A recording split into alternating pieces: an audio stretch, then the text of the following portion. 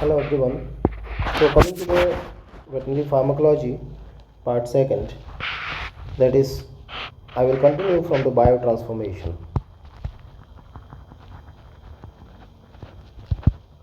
Biotransformation is also known as metabolism.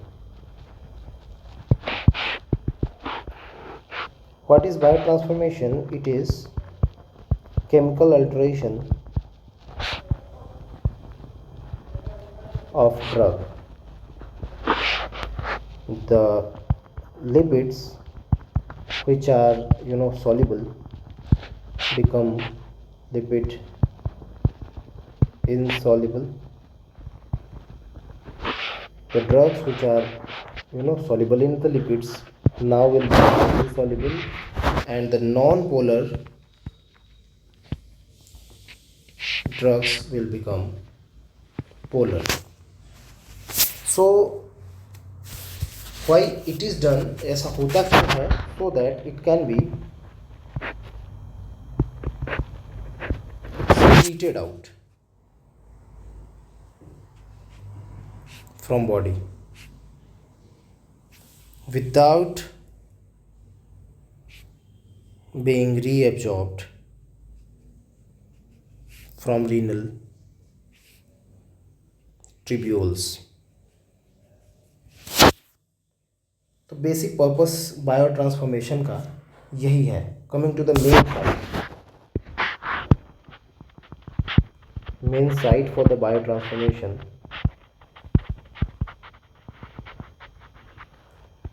it is the liver.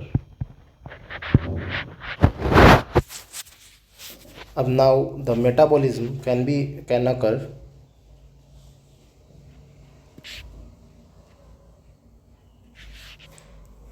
either in the presence of enzyme or it can occur in absence of enzyme.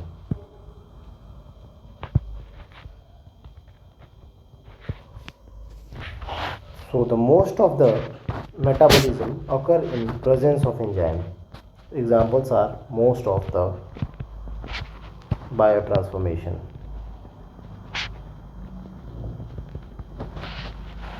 Coming to the जिसमें enzyme की ज़रूरत नहीं है. Example is Hoffman elimination. Hoffman elimination का एक classical example है atracurium.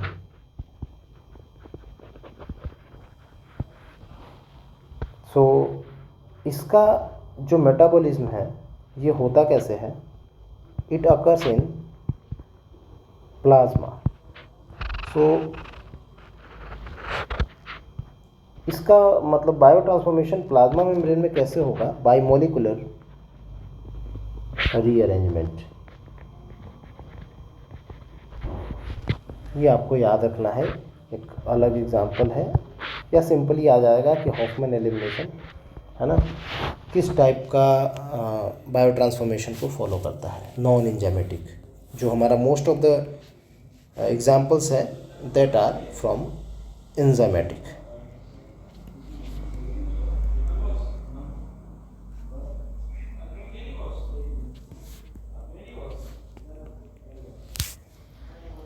So coming to the enzymatic biotransformation,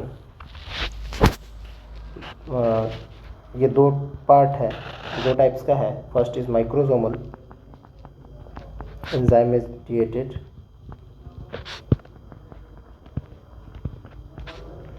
दूसरा है non microsomal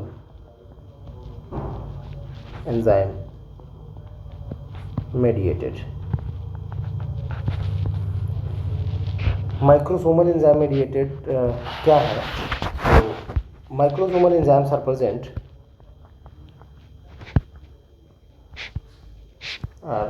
present in a smooth endoplasmic reticulum of liver, intestines, lung, kidney. और याद रखना है यहाँ पे जो साइटोक्रोम है, साइटोक्रोम P450 है. Coming to the non microsomal. So these are present in cytoplasm or mitochondria of liver या किडनी या इंटेस्टाइन. मतलब लोकेशन का फ़र्क है. प्रेजेंट इन साइटोप्लाज्म या mitochondria and present in smooth endoplasmic reticulum. तो बायो ट्रांसफॉर्मेशन की बात करते हैं.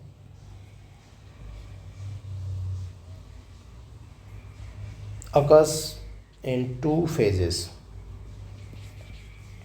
Phase 1. Phase 1 is non-synthetic. इसी को बोलते हैं नॉन कॉन्जुगेशन फेज. होता क्या है इसमें कि पोलर ग्रुप्स आर इंट्रोड्यूस्ड, या इसी को बोलते हैं अनमास्क्ड. पहले से हो सकता है और वो मास्क्ड हो, बट अभी अनमास्क्ड हो जाएगा. मेनली इसमें जो रिएक्शंस हैं वो 3 टाइप्स के हैं. फर्स्ट इज ऑक्सीडेशन, जिसका एग्जाम्पल है, साथ में लिखते हैं, डी एल्काइलेशन. डी एल्काइलेशन फिर से 2 टाइप का है. Sorry. First is an D alkylation. Examples बहुत इंपॉर्टेंट है, जो आपने हो सकता है यूजी के समय में नहीं याद किया हो, बिकॉज उस समय तो नहीं आते हैं, बट अभी एमसीक्यू में तो आते हैं. दूसरा है ओ डी एल्काइलेशन. मतलब एन पोजीशन से हो सकता है, ओ से हो सकता है. एग्जाम्पल बहुत बहुत बहुत इंपॉर्टेंट है. Example is diazepam. तो डायज़ेपाम बन जाएगा N desmethyl diazepam. O dealkylation का एग्जाम्पल है कोडीन. कोडीन से बन जाता है मॉर्फिन. ये हो गया पहला डी एल्काइलेशन ऑक्सीडेशन में. दूसरा एरोमेटिक हाइड्रोक्सिलेशन.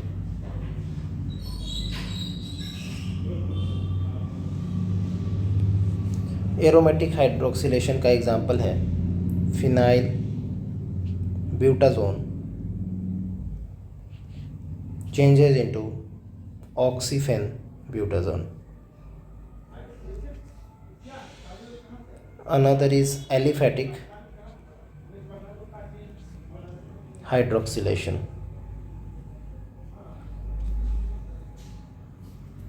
एलिफेटिक हाइड्रोक्सिलेशन का एग्जाम्पल है pentobarbitone changes into pentobarbital alcohol.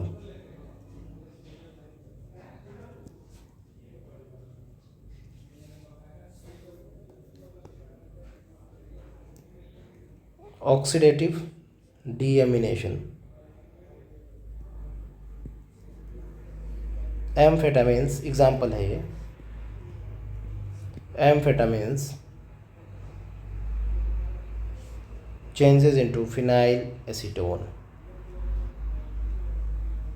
और लास्टली ऑक्सीडेशन का 5वां एग्जाम्पल है डीसल्फ्यूरेशन.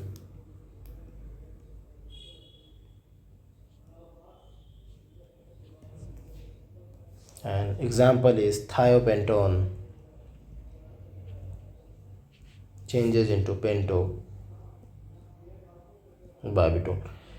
तो देखिए सारा एग्जाम्पल नहीं भी याद होता है ना, तो आपको बस ये याद रखना है कि ऑक्सीडेशन से, है ना, किस किस का ये बायो ट्रांसफॉर्मेशन हो रहा है. तो आपको याद होना चाहिए कि डायज़ेपाम है, कोडीन है, फिनाइल ब्यूटाजोन है, पेंटोबार्बिटोन है, एम्फेटामिन्स हैं, थायोपेंटोन्स हैं।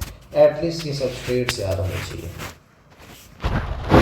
बाकी आप अपने कलीग्स वगैरह को बता सकते हैं। कुछ लेक्चर्स हैं, अभी मैं यूट्यूब पे कुछ फ्री भी डालूँगा, है ना, और आप मुझे फॉलो कर सकते हैं। कोई भी क्वेरी हो, है ना, कोई भी चीज़ इसमें एरर लग सकता है या कुछ भी सुझाव दे सकते हैं आप, है ना, इंस्टाग्राम हैंडल पे। मैं थोड़ा सा डिले हो गया था, हमारा प्लान के हिसाब से नहीं चल पाया, बट मोर और लेस मैं ट्राई करता हूँ इसको एज सुन एज पॉसिबल मैं इसको कवर कर पाऊँ सारे सिलेबस को। Second is reduction.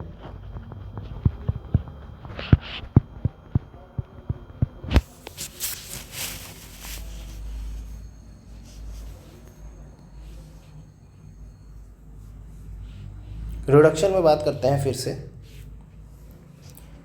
There are non microsomal enzyme, उसके थ्रू रिडक्शन हो जाए, या माइक्रोसोमल एंजाइम हो, इसके थ्रू रिडक्शन हो जाए। एग्जाम्पल इंपॉर्टेंट है। Example is chloral hydrate. Chloral hydrate बन जाता है ट्राईक्लोरो इथेनॉल, बीच में अल्कोहल इसमें ऐड ऑन हो जाएगा, है ना, ट्राईक्लोरो इथेनॉल बन जाएगा क्लोरल हाइड्रेट। माइक्रोसोमल का एग्जाम्पल है फर्स्ट एजो कंपाउंड्स,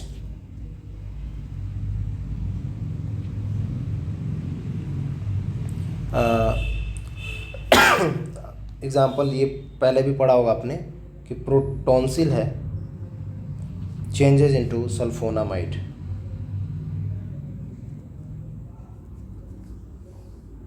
दूसरे हैं नाइट्रो कंपाउंड्स,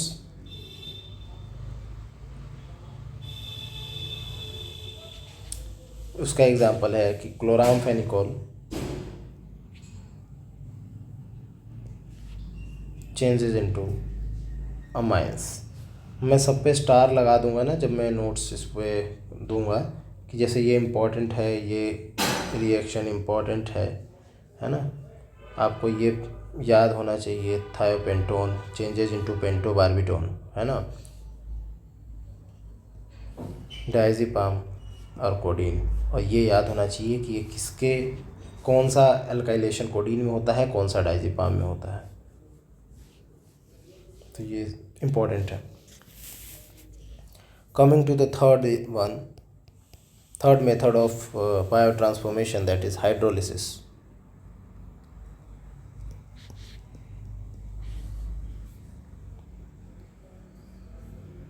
हाइड्रोलिसिस एक्चुअली ये इम्पोर्टेंट क्यों किस में होते हैं, तो these are more important in ester and amide linkages. Example is acetylcholine, ACHE, acetylcholine esterase, है ना, changes into acetic acid plus choline। अब अपन को याद क्या रखना है, फेज़ 1 का समरी लिख लेते हैं कि ऑक्सीडेशन प्लस हाइड्रोलिसिस, ये सबसे ज़्यादा मोस्ट कॉमन है किसी भी ड्रग के लिए। ये दोनों चीज़ होता है मोस्ट कॉमनली। जो डायरेक्ट क्वेश्चंस आ सकते हैं कि मोस्ट ऑक्सीडेटिव रिएक्शन कौन से हैं, तो है माइक्रोसोमल वाले। ठीक है, तो microsomal reactions are most common oxidative reactions. हाइड्रोल की बात करें, हाइड्रोलाइटिक रिएक्शंस, तो हाइड्रोलाइटिक में उल्टा है, याद रखें कि नॉन माइक्रोसोमल हाइड्रोलिसिस ज़्यादा होता है, या हाइड्रोलाइटिक, है ना, रिएक्शंस ज़्यादा कॉमन है। माइक्रोसोमल का ऑक्सीडेटिव, नॉन माइक्रोसोमल में हाइड्रोलिटिक। रिडक्शन कौन सा है, तो रिडक्शन मोर और लेस सेम होता है। तो अगर इसका क्वेश्चन आए तो that is microsomal plus non microsomal, दोनों मोर और लेस इक्वली होते हैं। Coming to the phase second. Phase second जो है इम्पॉर्टेंट है सबसे ज़्यादा एग्ज़ाम पॉइंट ऑफ व्यू से। मैं बहुत सारे स्टार्स इसीलिए लगा रहा हूँ। पूरा फेज़ टू आपको पूरा फेज सेकेंड याद कर लेना है। इसको बोलते हैं सिंथेटिक। ये एक आध पेज ही होगा, ये पूरा पेज ही याद कर लो, पक्का इसमें से क्वेश्चन आते हैं। सिंथेटिक या कॉन्जुगेशन, इससे पहले वाला नहीं भी याद होगा तो भी कोई दिक्कत नहीं है, ये तो सारा याद होना चाहिए दो पेज जो भी है। सिंथेटिक या conjugation phase. First is glucuronic conjugation. Glucuronic acid conjugation.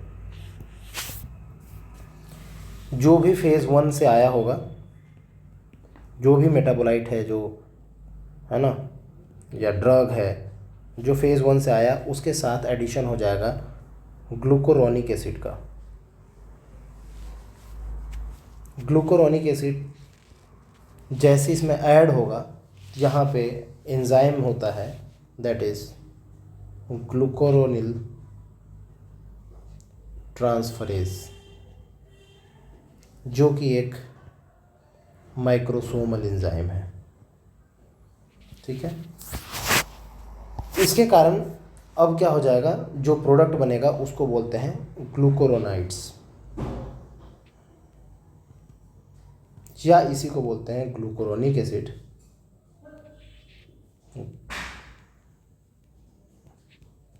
Conjugates.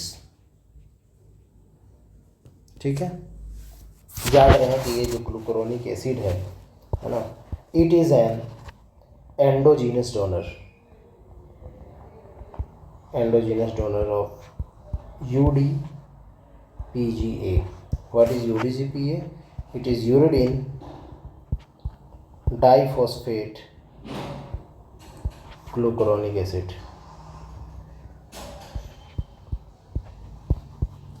ठीक है, एग्जाम्पल की बात करते हैं। मॉर्फिन या जितने भी सैलिसिलेट्स हैं या स्टीरॉइड्स के हार्मोन हैं, थायरोक्सिन है या बिलीरुबिन है, ये सब इसी रास्ते से कॉन्जुगेट होते हैं। मतलब ये सब ग्लूकुरोनिक एसिड पाथवे या ग्लूकुरोनिक एसिड कॉन्जुगेशन को फॉलो करते हैं। मॉर्फिन की बात कर लेते हैं कि पूरे मॉर्फिन की बात करें या पूरे रिएक्शंस की बात करते हैं, ये जो ग्लूकुरोनिक एसिड कॉन्जुगेशन है ये कैट्स में नहीं होता है। इस चीज़ को लिख लेते हैं यहाँ कि this does not occur in cats because of the absence of enzyme glucuronil transferase। ये एब्सेंस है इसीलिए नहीं हो पाता है। इसके अलावा एक और नोट याद रखना है कि this does not occur also in some fishes.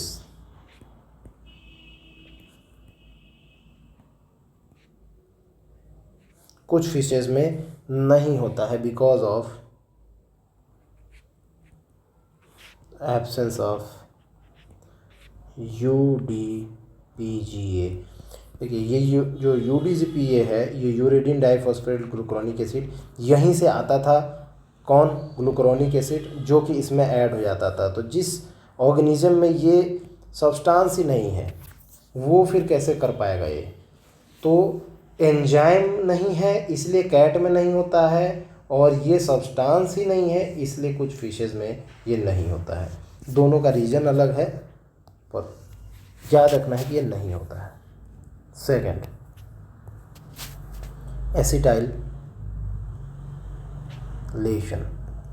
Acetylation को ही बोलते हैं एसिटाइल ग्रुप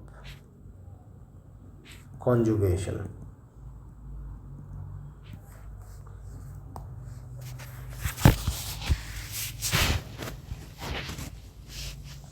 अब ये किन में होता है तो याद रखना है कि it occurs in drugs with amine group.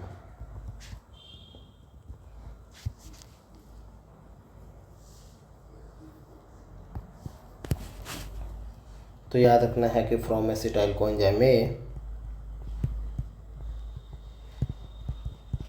Acetyl coenzyme से आता है एसिटाइल ग्रुप, और ये ऐड हो जाएगा कोई भी ड्रग या जो फेज़ 1 से आ रहा है उसके साथ। एंजाइम है aryl amine acetyl transferase.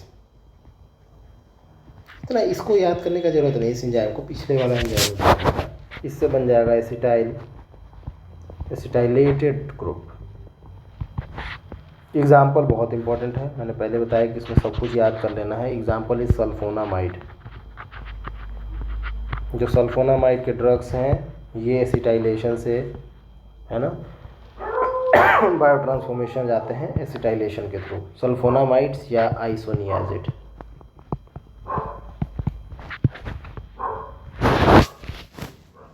Important है, इसमें भी नोट है कि it is absent in dogs and foxes because of deficiency of enzyme aryl amine acetyl transferase। ये याद रखना। Third one is methylation. So drug plus methyl group. ये methyl group आता कहाँ से है? From Sam. ये सैम क्या है?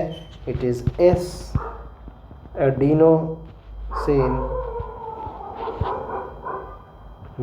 मिथियोनिन, और ये भी एक एंडोजिनस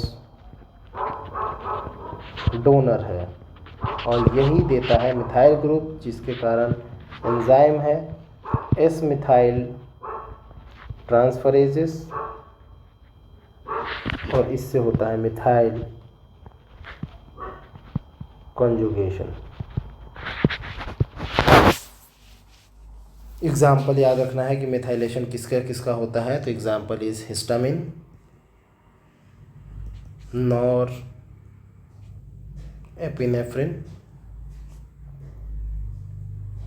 और एपिनेफ्रिन, इन सब का इसी से होता है।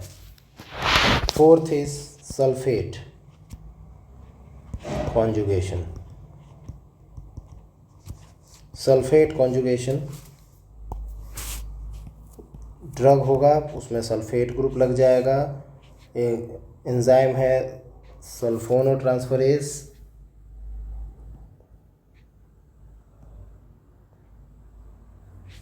और ये बन जाएगा सल्फेट कॉन्जुगेट्स। या एग्जाम्पल याद रखना है इम्पोर्टेंट, किसका किसका होता है sulphate conjugation. It is phenol या aliphatic alcohols। The next is glutathione conjugation, important है ये।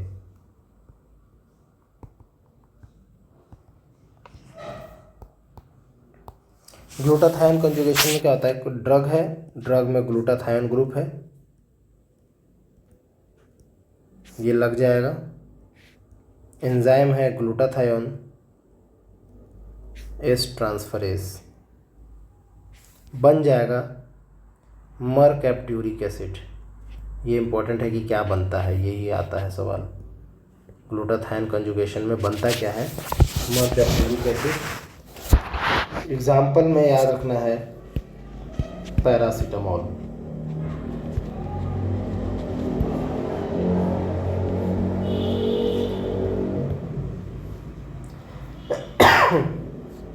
पैरासीटामोल का एक एडवर्स इफेक्ट है कि इट अफेक्ट्स या इट कॉजेस लीवर डैमेज। ये लीवर डैमेज कैसे हो रहा है? By reducing glutathione conjugates.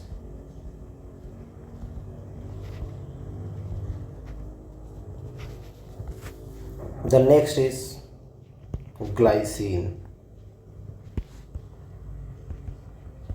conjugates. Glycine conjugates की बात करें तो ड्रग है, इसमें ग्लाइसिन ऐड हो जाएगा और एक्सक्रीटेड एज ग्लाइसिन कॉन्जुगेट्स. कौन से ड्रग्स हैं ऐसे? तो ड्रग्स हैविंग कार्बोक्सिल ग्रुप, ये याद रखना. एक अलग से स्पेशल है, that is birds. In birds ornithine conjugation takes place. अब मैं कुछ समरी याद करा देता हूँ, कुछ इम्पोर्टेंट जो याद रखना है. That is all the conjugations are non microsomal.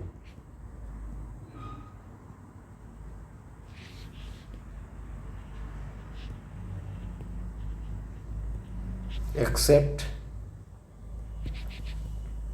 Glucuronic acid conjugation. ये क्वेश्चन बहुत बार आ चुका है, फिर आएगा, है ना, कि all the conjugation are non microsomal. एक ही है माइक्रोसोमल वाला, वो कौन है? Glucuronic acid. ठीक है.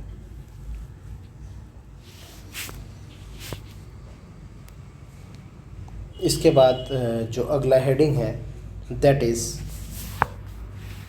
First pass